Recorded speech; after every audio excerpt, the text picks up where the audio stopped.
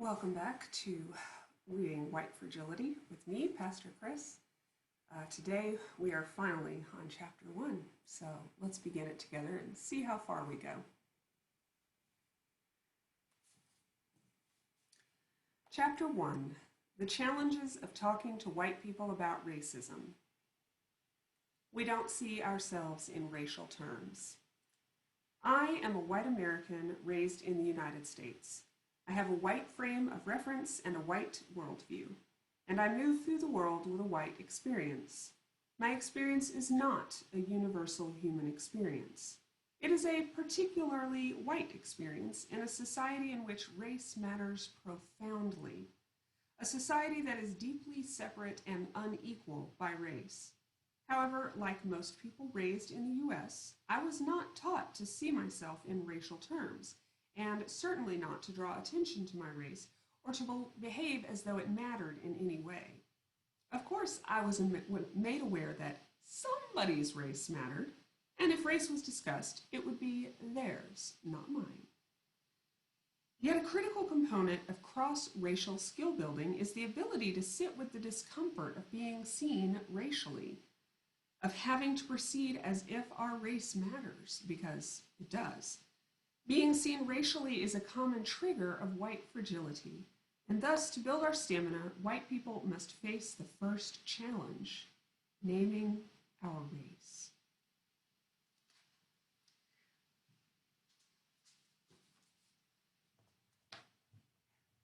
Subhead: Our opinions are uninformed.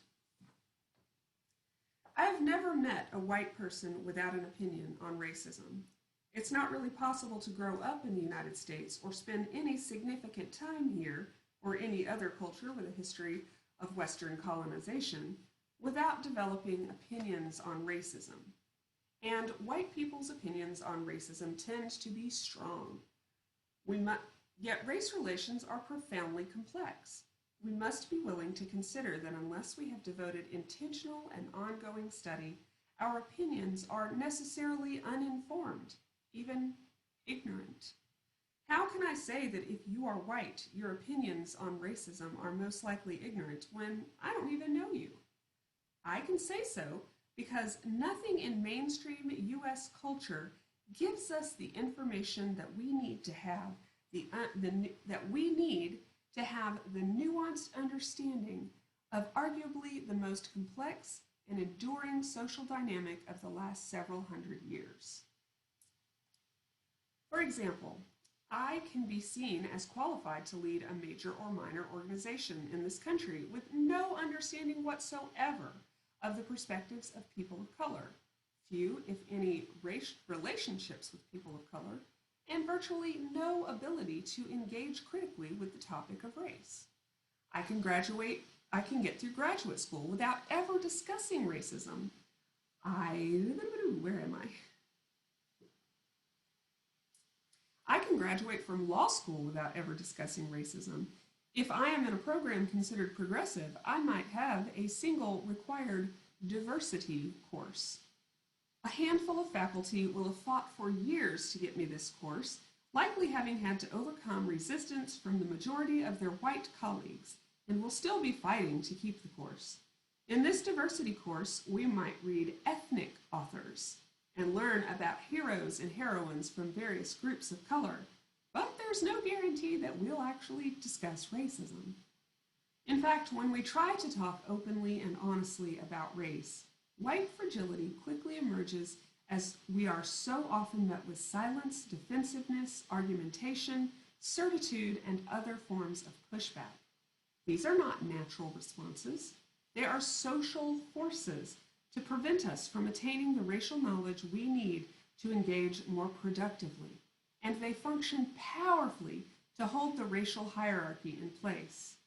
These forces include the ideologies of individualism and meritocracy, narrow and repetitive media representations of people of color, segregation in schools and neighborhoods, depictions of whiteness as the human ideal, truncated history, jokes and warnings, taboos on openly talking about race, and white solidarity. Interrupting the forces of racism is ongoing, lifelong work because the forces conditioning us into racist frameworks are always at play. Our learning will never be finished. Yet our simplistic definition of racism as intentional acts of racial discrimination committed by immoral individuals engenders a confidence that we are not part of the problem and that our learning is therefore complete. The claims we offer up as evidence are implausible. For example, perhaps you've heard someone say, "I was taught to treat everyone the same," or "People just need to be taught to respect one another and it belongs in the home." These statements tend to end the discussion and the learning that could come from sustained engagement. Further, they are unconvincing to most people of color and only invalidate their experiences. Many white people simply do not understand the process of socialization, and this is our next challenge. Subhead: We don't understand socialization. When I talk to white people about racism, their responses are so predictable, I sometimes feel as though we are all reciting lines from a shared script. And on some level we are, because we are actors in a shared culture. A significant aspect of the white script derives from our seeing ourselves as both objective and unique.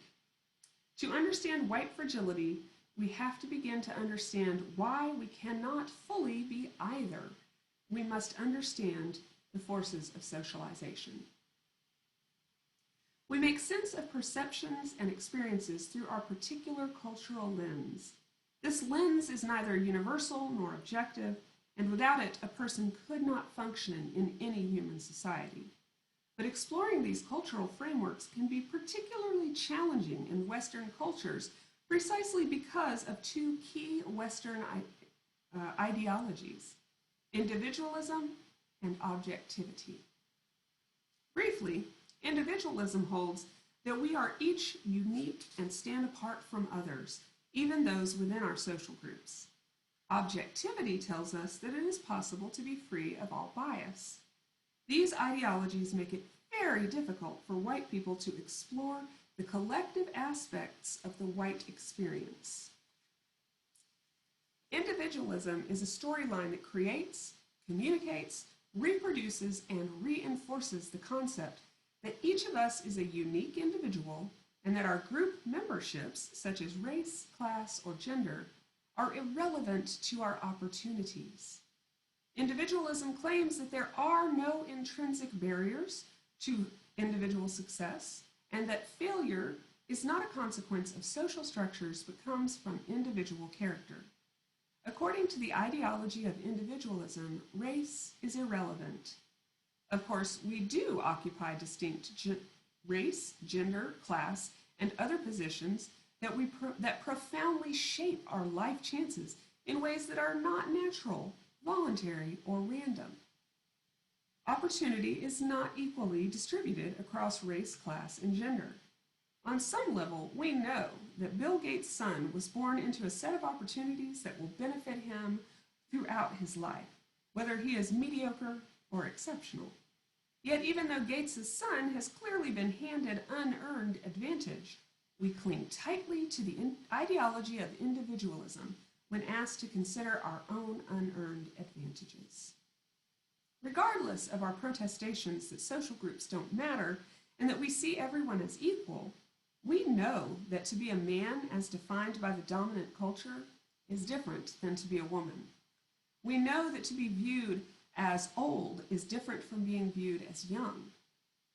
Rich is different from poor, able-bodied different from having a disability, gay different from heterosexual, and so on. These groups matter, but they don't matter naturally, as we are often taught to believe. Rather, we are taught that they matter, and the social meaning ascribed to those groups creates a difference in lived experience. We are taught these social meanings in a myriad ways by a range of people and through a variety of mediums. This training continues after childhood and throughout our lives. Much of it is nonverbal, and it is achieved through watching and comparing ourselves to others. We are socialized into these groups collectively. Excuse me, let me start again. We are socialized into these groups collectively. In mainstream culture, we all receive the same messages about what these groups mean, why being in one group is a different experience than being in another. And we also know that it is better to be in one of these groups than to be in its opposite. For example, to be young rather than old, able-bodied rather than having a disability, rich rather than poor. We gain our understanding of group meaning collectively through aspects of the society around us that are shared and unavoidable. Television, movies, books, news items, song lyrics, magazines, textbooks, schools, religion, literature, stories, jokes, traditions and practices, history, and so on. These dimensions of our culture shape our group identities. Our understanding of ourselves is necessarily based on our comparisons with others. The concept of pretty has no meaning without the concept of ugly.